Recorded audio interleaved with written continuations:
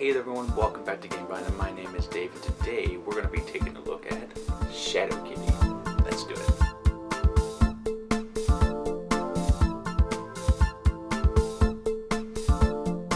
As a disclaimer, this is a review copy from Breaking Games. Thank you so much for your support, really do appreciate it. Now, we already reviewed this game's predecessor, Sparkle Kitty, and it was a good kids game where you're shouting words out, and it's got a Uno kind of aspect, but it really branches off on its own, and it is its own thing. So if you haven't checked that out, it's going to be up here at the right if you want to check it out later. But it was a individual kind of competitive game, very take that, well, not very, but it did have take that aspects. Now Shadow Kitty is cooperative through and through, so you either win together or you lose together. It takes some of the things from Sparkle Kitty and throws it into this game, but again, it stands on its own 2 feet. It has the spirit of Sparkle Kitty, but the body and strong legs to stand on its own of Shadow Kitty. So if you played the other game, then you'll know a little bit about what's going on with this game. So you are a witch in this universe after the Sparkle Kitty tried to take over. Now you're all together and the familiars have been captured, so you need to save the familiars via flipping over the tiles by playing chains of spells that have colors and symbols, which this game can be a teaching tool, though I do think it's the next step up from Sparkle Kitty. Let me stop rambling, show you what's in this box, give you the basics of how to play, and then I'll give you my opinion. Let's go.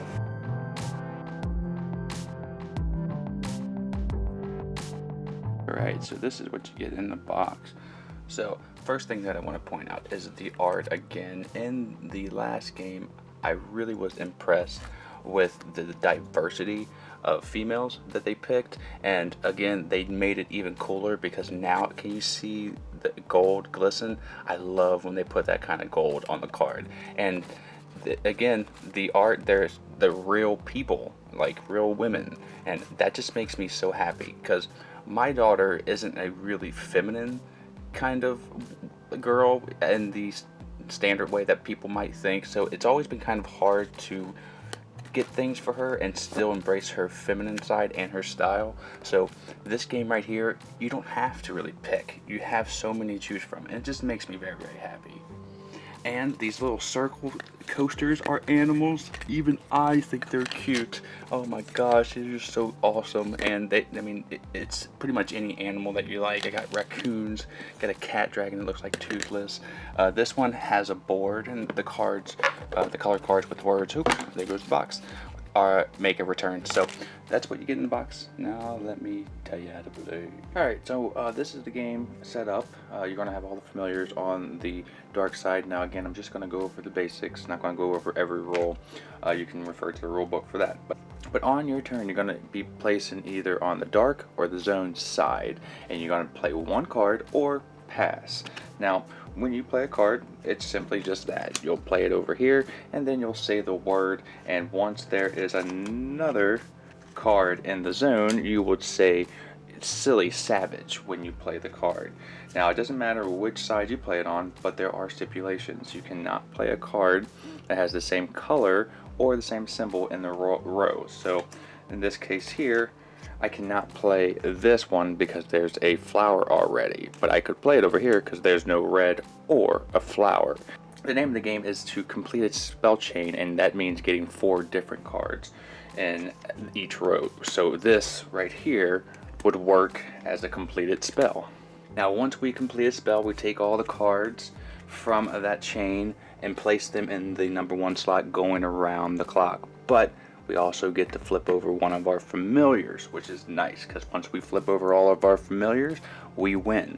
But we lose if the clock reaches 13 or we run out of the deck. There are other cards like this split one here that has a cursed symbol here. Now these are both colors for all intents and purposes, and you can play them down right there.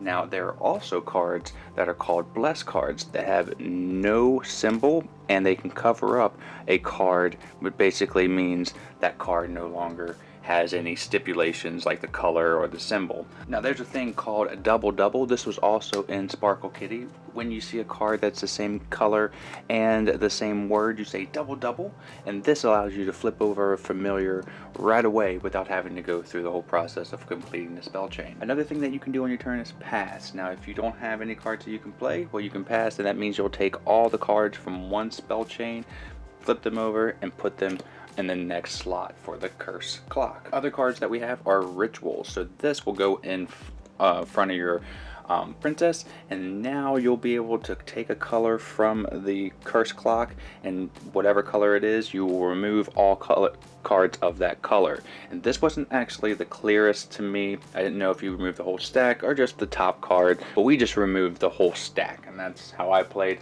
If there's changing rules, I'll leave that down in the comments. But from what I can understand, that's how it plays. Now with the ritual, you have to say this word here, so you'll have to say chillin', babble, goo goo, and you'll have to continue to do that. You can also play more rituals, adding more words to that and saying a longer phrase.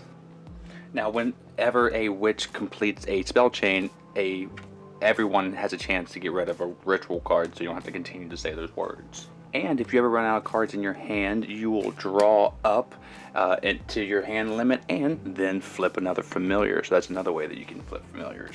So you continue to do this process, flipping familiars, until one of two things happen. Either you lose or win. Winning by flipping over all the familiars, losing by getting all the clocks filled up, slots more of, and or the deck running out. Now there are other ways to play, like advanced ways to play, and you will add time hourglasses to the time slots here, and these are basically already filled and you can't get rid of them, so that will be harder. You can adjust the difficulty by adding more or less. You also can have another color here for more players, or even advanced rules if you want. And other things, like if you make a mistake, or if you don't say the word when you're playing, you draw a card. Or it says even if you have bad words, if you curse or anything like that, you can say that is a rule and you have to draw a card, so you can keep it clean. And there are additional rules for solo play and stuff like that, but I'm not going to go over all those. So that's the basics of this game. Now let me tell you what I think and give it a grade. Let's go. So that's how you play Shadow Kitty. Now, let me go ahead and give this game a grade. It gets a 75 from me, which is the Game Fine Play It award. So I do think it deserves it. There are a few things that really didn't make me so excited. First thing is, the rulebook was written well, but there was, like I said, that one rule where I didn't know around the clock how to kind of play it that way, if I should just take the top card or top color card of each one, or the stack. So I mean, we basically just, I figured out a rule that it felt like it was playing properly. And the fact of the words, again, I didn't say the words after so long. Me and my daughter and my partner just kind of played the game through the mechanisms. Though if you have younger kids, I think they're really going to love that aspect. It's just not huge in my household. The game isn't necessarily a gimme. We lost, actually, one of the games, so you're going to have to really pay attention if you want to make sure that you save all the familiars. But other than that, the game is a fantastic little card cooperative game. I like the mechanisms of that you have a few different ways of flipping over these familiars, and just one way to get rid of the numbers around the clock, and you can always ramp up the difficulties, which we did, and that's, I think, the game that we lost. The easier game is pretty simple, and I think that's going to be a great starting point. So if you like the theme of Sparkle Kitty, you're going to love this one. Again, I am so impressed with the diversity of people that they chose to use for princesses or witches. Maybe it is a little bit of fluff, but I think this game gets a few more points just for that.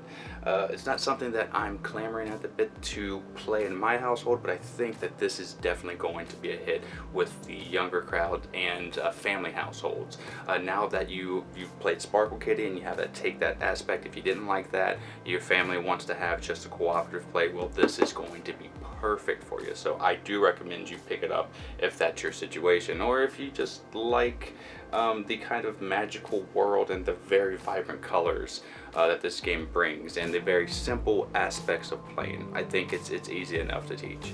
I do think I like this one over Sparkle Kitty if I had to pick, but all in all, it's a solid game. I really do appreciate that Breaking Games sent me the review copy so we can get this review out to you, Vine Nation. If you haven't already, click like and subscribe, and if you want to pick up this game, it will be in the description below. But until the next time that I see you, I am Dave, and have a great rest of your day and a great time with all the Sparkle Kitty that you play. Shadow Kitty. No, this is Shadow Kitty. Bye everybody, I'm out.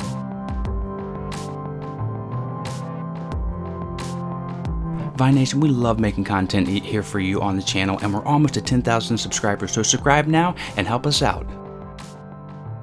This video right here, I think you'll like. This video right here, YouTube thinks you'll like. Or you can just sit here and watch me dance as a dinosaur for a little bit longer. You can visit us at our social media outlets, and we're going to be improving our Patreon here soon. That's all for today. Miko, it's time to go. Good girl, Miko.